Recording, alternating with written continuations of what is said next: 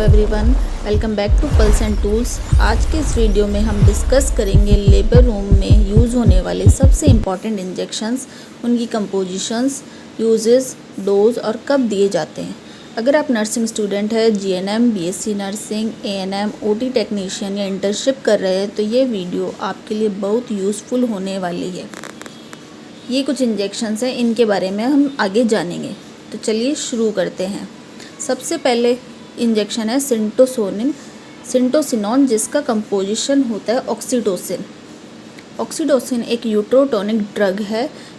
इसका main function uterus को contract करवाना होता है। इसका use labour induction, labour augmentation और डिलीवरी के बाद यूट्रस को कॉन्ट्रैक्ट करने के लिए किया जाता है, ताकि पोस्टपार्टम हैमरेज यानी एक्सेसिव ब्लीडिंग को प्रिवेंट किया जा सके। ये मेमरी ग्लैंड से मिल्क इंजेक्शन में भी हेल्प करता है। इस मेडिसिन को हमेशा डॉक्टर के ऑर्डर और प्रॉपर मॉनिटरिंग के अंडर ही दिया जाता है। तो ये है इसकी यूजेस। अब बात करते हैं हम डोज के बारे में। तो ये होता है 5 यूनिट होता है पर ml। इसका रूट होता है IM या फिर IV। हम इन दोनों रूट से इसको दे सकते हैं पेशेंट को। तो ये था हमारा ऑक्सीटोसिन यानी सिंटोसिनॉन। नेक्स्ट हम बात करते हैं मिथाइल एर्गोमेट्रिन, जिसे मिथार्जिन भी कहा जाता है। इसका कंपोजिशन होता है मिथार्जिन। ये भी यूट्रस की स्ट्रॉन्ग कॉन्ट्रैक्शन करवाता है और स्पेशली पोस्टपार्टम हैमरेज कंट्रोल करने के लिए यूज़ होता है।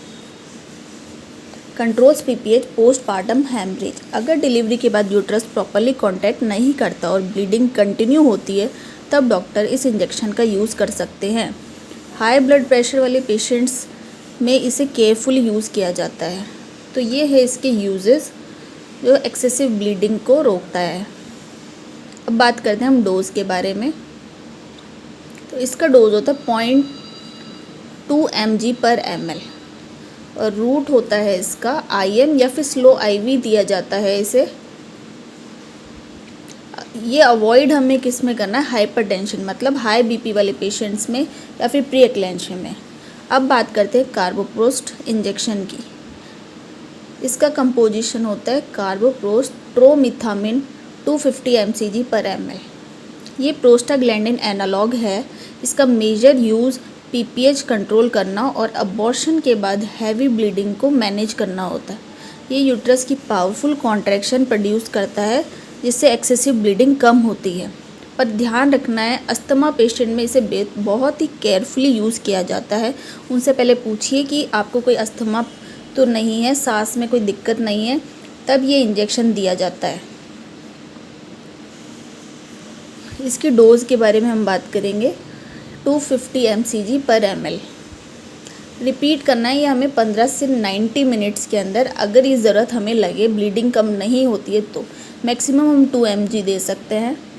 अब रूट की अगर हम बात करें तो ये हमें IM देना होता है। हमेशा ध्यान रखें, कार्बोप्रोस्ट हमेशा IM ही दिया जाता है। नेक्स्ट इंजेक्शन है ट्रेनेक्जिमिक एसिड। इसका कंपोजिशन होता है ट्रेनेक्सा 1 ग्राम पर 10 ml या फिर 500 mg पर 5 ml। ये ब्लड क्लॉट को स्टेबल बनाने का काम करता है। लेबर रूम में इसका यूज़ पोस्टपार्टम हैमरेज यानी PPH के टाइम एक्सेसिव ब्लीडिंग को कंट्रोल करने के लिए किया जाता है। ये यूट्रस को कॉन्ट्रैक्ट नहीं करता, बल्कि ब्लड क्लॉट ब्रेकडाउन को रोकता है। ये रिड्यूस करता है एक्सेसिव ब्लीडिंग इन PPH। तो ये थे इसके यूजेस। अब बात करते हैं डोज की। तो 1 ग्राम देना होता है। ये हमें स्लो देना है 10 मिनट्स के अंदर। सेकेंड डोज हमें तब रिपीट करनी है अगर पेशेंट को फिर भी कंटिन्यू ब्लीडिंग हो रही हो तो। इसका रूट होता है IV। अब बात करते हैं हम लेबेटलॉल की। इसका कंपोजिशन है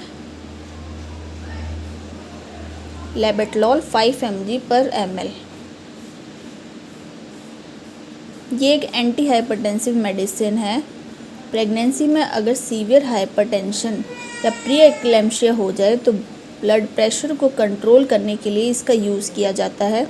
बीपी मॉनिटरिंग इसके साथ बहुत इम्पॉर्टेंट होती है। जिन पेशेंट्स का बीपी हाई जाता है बहुत ज़्यादा, उन पेशेंट्स में इसका यूज़ किया जाता है।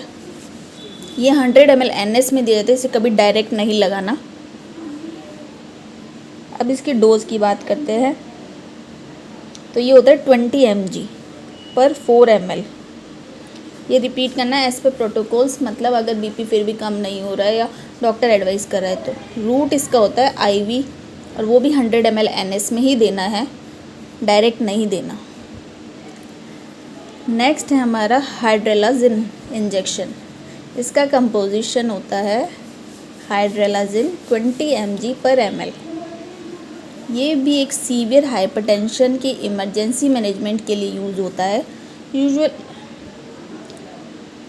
यूजुअली इसका डोज जो होता है वो 5 to 10 mg होता है और इसे स्लो IV रूट से दिया जाता है। एडमिनिस्ट्रेशन के बाद बीपी को कंटिन्यूसली मॉनिटर किया जाता है। अब बात करेंगे हम बीटामिथासोन इंजेक्शन की। इसका कंपोजिशन है बीटामिथासोन 6 mg पर ml। ये कॉर्टिकोस्टेरॉइड मेडिसिन है। अगर प्रीटर्म डिलीवरी का रिस्क हो तो फीटल लंग्स यानी बच्चे के जो लंग्स होते हैं उसे मैच्योर करने के लिए दिया जाता है। इसे न्यूबॉर्न में रेस्पिरेटरी डिस्ट्रेस सिंड्रोम का रिस्क कम हो सकता है। डिलीवरी में अगर प्री मैच्योर लेबर है तो उसे हमें इंजेक्शन दिया जाता है ताकि वो बच्चे के लंग्स मैच्योर हो सके। डोज की अगर हम बात करें तो कॉमन रेजिमेन में ये 12 mg डोज दी जाती है और 24 आवर्स बाद इसे रिपीट की जा सकती है अगर एडवाइस की जाए डॉक्टर के थ्रू। इसका रूट होता है IM इंट्रामस्कुलर। अब हम बात करेंगे डेक्सामीथासोन की। तो ये भी वही काम करता है, ये भी फीटल इस लंग मैच्योरिटी में काम करता है। तो इसका कंपोजिशन होता है डेक्सामीथासोन 4 mg पर ml। अब बात करते हैं यूज़ के बारे में। तो सेम यूज़ है इसका भी, फीटल लंग मैच्योरिटी, मतलब प्री टर्म लेबर हो रहा है तो ये बच्चे के जो लंग्स होते हैं उनको मैच्योर करने में काम करता है। अब बात करते हैं डोज। तो 6 mg देना होता है हर 12 आवर्स के अंदर, मतलब 4 डोजेज़ हमें देनी होती है पेशेंट को। नेक्स्ट हम बात करेंगे रूट्स की कि किस तरह से ये दिया जाता है। तो ये हमें IM देना होता है। तो ये था हमारा डेक्सामीथासोन और बीटामिथासोन, ये दोनों ही सेम काम करते हैं फीटल लंग मैच्योरिटी की। नेक्स्ट इंजेक्शन है एपिडोसिन। तो इसका कंपोजिशन होता है वेलेथमेट ब्रोमाइड 8 mg पर ml। लेबर के फर्स्ट स्टेज में सर्वाइकल स्पाज्म को रिड्यूस करने और सर्वाइकल डायलिटेशन को फैसिलिटेट करने के लिए इसका यूज़ किया जाता है। Helps relax the cervix during the active phase of labour. तो एक्टिव फेज होता है लेबर का, तो ये सर्विक्स को रिलैक्स करता है। May help speed up cervical dilatation selected cases. तो ये पेशेंट की सर्विक्स को रिलैक्स करता है ताकि पेशेंट को और अच्छे से पेन आए और वो सर्विक्स का मुंह खुल जाए। इसके डोज के बारे में हम बात करेंगे तो कॉमन डोज 8 mg होती है और ज़रूरत पड़ने पर डॉक्टर के ऑर्डर के अकॉर्डिंग रिपीट की जा सकती है। ज़्यादातर ये 30 to 60 मिनट्स में रिपीट कर देते हैं ताकि सर्विक्स का जो ओपनिंग है वो धीरे धीरे खुलती रहे, इजीली ओपन होती जाए और सॉफ्ट होती जाए। रूट अगर इसकी हम बात करेंगे तो रूट है IM या फिर स्लो IV दिया जाता है। मोस्टली हम स्लो IV यूज़ करते हैं। अब बात करते हैं ड्रोटिन यानी ड्रोटावेरिन इंजेक्शन।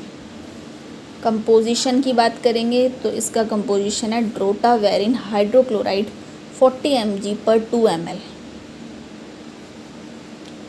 अब बात करते हैं इसके यूजेस की। तो ये स्मूथ मसल स्पाज्म को कम करता है और लेबर की प्रोग्रेस में हेल्प करता है। कई क्लिनिकल सेटिंग्स में इसे एपिडोसिन के विकल्प के रूप में भी उपयोग किया जाता है। एक एंटी स्पास्मोडिक ड्रग है जो रिलैक्स करता है सर्वाइकल और यूट्राइन स्मूथ मसल्स को। सेकंड, ये हेल्प करता है फैसिलिटेट सर्वाइकल डायलिटेशन लेबर के दौरान। और रिड्यूस करता है duration of first stage of labour, मतलब ये हमारी लेबर को थोड़ा स्पीड अप करता है। नेक्स्ट हम बात करेंगे इसके डोज की। तो डोज होता है 40 mg, may be repeated after 2 hours if required as advised by the obstetrician. ये 2 घंटे में रिपीट करते हैं हम। अब रूट की बात करेंगे तो स्लो IV और IM दिया जाता है, ये IV दिया जाता है। अब नेक्स्ट है हमारा लिग्नोकेन, वीडियो का लास्ट इंजेक्शन है। इसका कंपोजिशन होता है लीडोकेन 2%। ये एक लोकल एनेस्थेटिक मेडिसिन है। एपिसियोटोमी देने से पहले या एपिसियोटोमी रिपेयर के टाइम लोकल एनेस्थीसिया प्रोवाइड करने के लिए इसका यूज़ होता है। ये पेन सेंसेशन को टेम्परेरी ब्लॉक करता है, जिससे प्रोसीजर पेशेंट के लिए कंफर्टेबल हो जाती है।